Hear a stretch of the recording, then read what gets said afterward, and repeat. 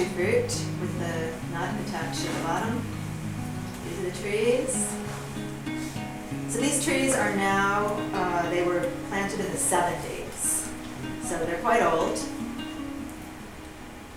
And basically what happens is the tree flowers, that thing is the stem, that stem becomes the fruit, and the cashew grows at the bottom of it. The fruit is not really the fruit, the nut is the fruit, because the nut has the seed. So the fruit is called in Spanish, the translation is false fruit. So it's red, orange, yellow, it's just so interesting looking. The fruit falls off the tree, they come around, they separate the nut and the fruit. First they're dried for 3 days on the farm, then put in these sacks. So that's what they look like after they've been dried for 3 days. Now we're at the plant, which is at their office. The first thing that happens is they go through the sorter, and it sorts for size. This is the steamer, so then they're put in here for 15 minutes to loosen the shell. Then they use it just like nutcrackers, so they crack them one at a time. Be careful when you're cutting so you don't lose your finger, but also to keep them whole because they're valued higher, obviously. This is somebody showing us one at a time. This is Honduras, and I stuck this one in just to show you that these women, they're having a hard time at the port of Honduras teaching the women to use that cracker because it's a little bit scary, right? And it's slow going.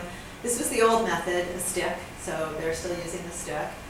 And we were there sort of brainstorming about how to change that.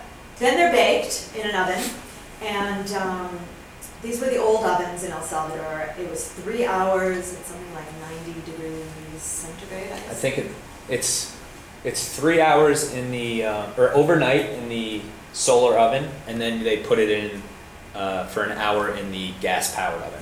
When it comes out of the oven, regardless of which one they use, this is what it looks like. This has now an outer film that has to be removed. One by one.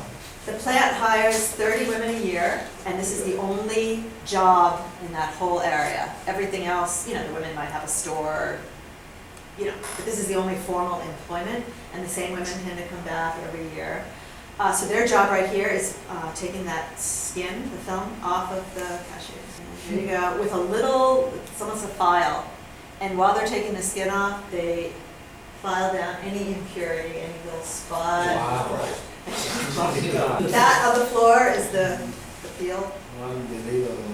And they also use the shells to fuel the steamer.